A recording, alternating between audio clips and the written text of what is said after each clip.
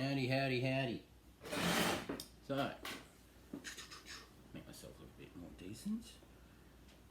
I'm shaving in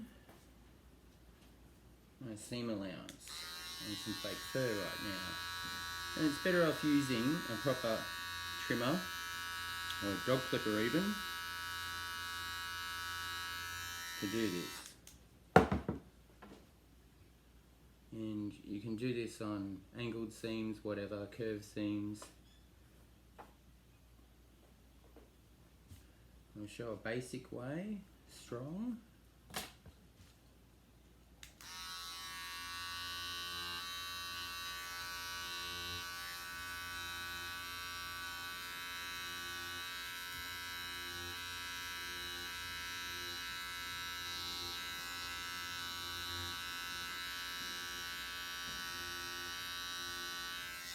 Take your time doing it, don't rush things.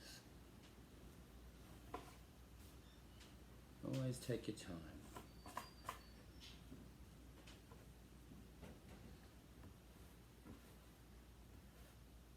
And don't expect everything to always be perfect the first time. Allow yourself to make mistakes.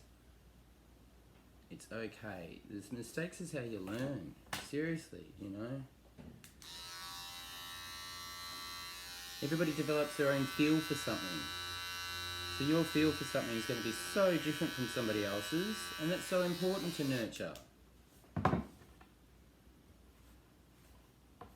And that skill honing takes time, it really does. I've been sewing for like 40 years, so I wouldn't expect somebody who's been sewing for 1 year to pick these techniques up or anything, you know.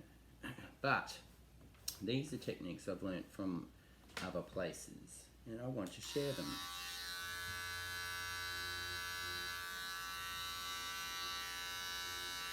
So we've trimmed that nice and neat back. I actually need to do this as it seems. I'm going to cut this. So let's see. You can see it's a little bit trimmed. And now I'm going to show you how I cut fur, long and short, doesn't matter. It's good to always keep this in your brain. So I don't hack straight into fur. Well, I call it a hack anyway, because I always consider even cheap fabrics a luxury for me to have. I won't go into my life, but I like to treat everything as though it's worth something. I have a very Shinto belief system. So when I cut fur, I tend to push up into the top layer, the knitted part, the knitted side, not the fur side. And you'll learn this feel, and it is just a nip.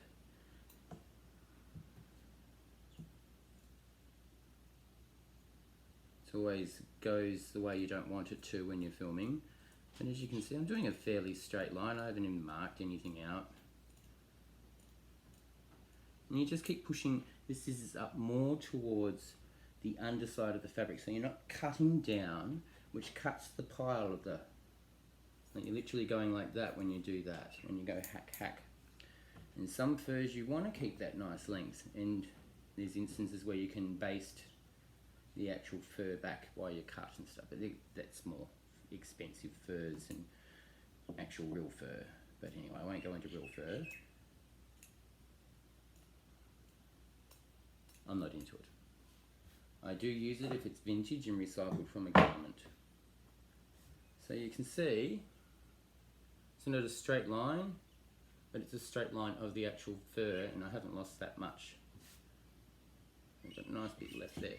So what we're going to do, and there's two ways to go about this. You can leave it like this, or I think I'm going to be pedantic and go the whole hog. So we could sew it up like that, plain stitch, blah, blah, blah. Let's make it so this is going to last a really long time, and it's actually spot on measurements, couture, whatever, you tailor-made for the actual person. So I'll be back in a minute because I'm going to go and overlock this.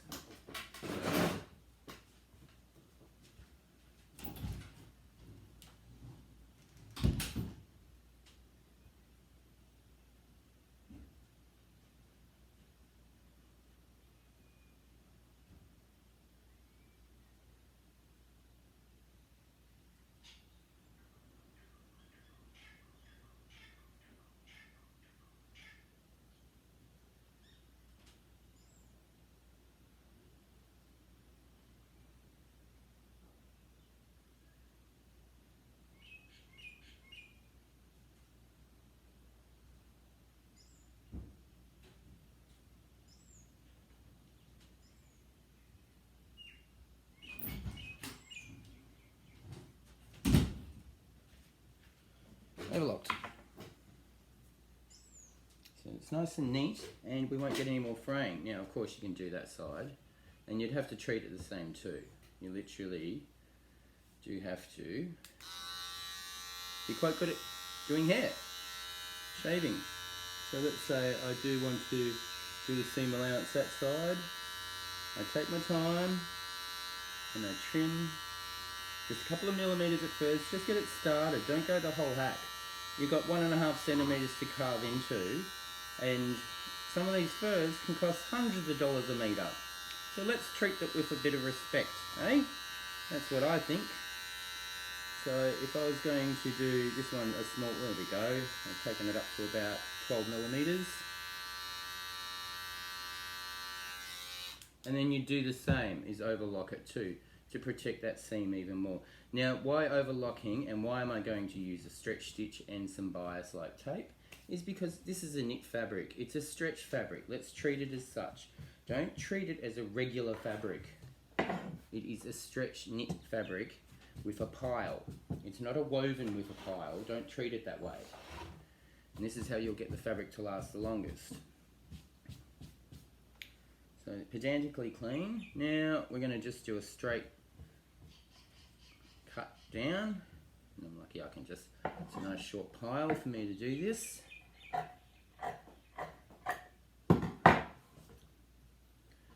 And so I've got about a 12 millimeter seam allowance. But this, say, isn't just for somewhere random. This will be, say, a seam that will have to bear a lot of stretching, movement, pressure, weight, take, whatever, give you, you know, give. So let's gonna put a cotton tape now. You can do both sides, of course. I'm going to just do the one. And how to do it really nice and lovely, baste it on. Yep, great big long seams and you baste it all on. This is how you do a nice tailoring, bespoke, couture-like finish in a costume. Especially if it's going to cost thousands. I honestly think I want to make it last longer than the lifetime of the actual person wearing it.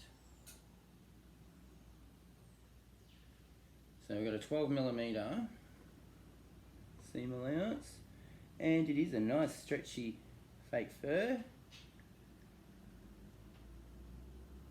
You can also do it so you stop the stretch, and that's using as the same tape basically, or you can use something stronger. Say if you're doing shoulders in a jacket, you need it, this whole area, to bear a lot of strength and weight and to control the movement. So it's a different sort of feature you put in there.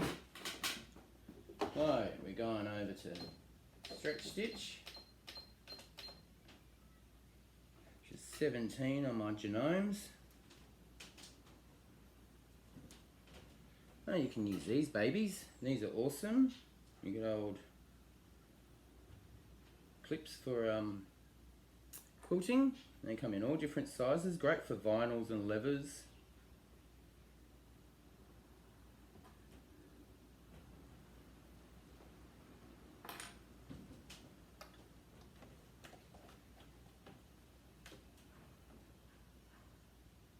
Let's see.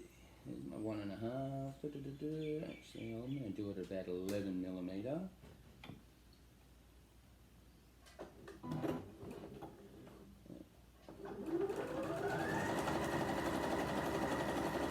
A trick when you're doing this, when you do some stretch fabrics, and some fabrics in general, lightly pull each side, but allow the tooth dogs, the pullers of the tooth of the feet, to pull the fabric through on its own accord.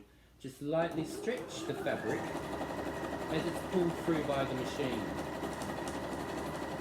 This will allow a lot more strength and stretch of movement within the seam.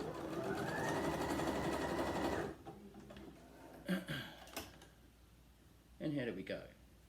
It's not too bad. Not too bad. So you can see I don't have to trim it. It meets nicely. It's done. and it's got a bit of strength there. You could do one each side, but that's when I'd tack one each side. And that seam is going to last forever, because what normally happens, it's the actual wearing out of the fabric where the stitching line is, where the aging is done. However, you put in a cotton tape, it'll be the cotton tape that ages it. Oh, this lighting is awful. It makes me look 1,000 years old. But that seam will now pay honour to the actual fabric type. See, it's allowing it to move just enough. It'll allow it to do its own thing, but you've controlled it the way you want, and you've got the pile the way you want it to. There is some techniques for doing it with longer piles, but that's a pretty rough way of showing you how I work with furs, fake furs. Feel like I'm missing something? I've used the stretch needle. You might find what your machine and your fabrics and your techniques are working with. You might use a leather needle, a jeans needle, a regular ballpoint needle. Everything works and behaves differently. I actually lost a sewing machine because of my evaporative cooling in the house. It caused rusting inside the machine because it was a cheap brother, you know. But yeah, that's okay. You know, of course you make it to match. I'm just doing it for showing purposes. If you want to see any other technique, I mean, that to me is a basic one. I don't know what people would like to see technique-wise, because I've done all sorts of stuff.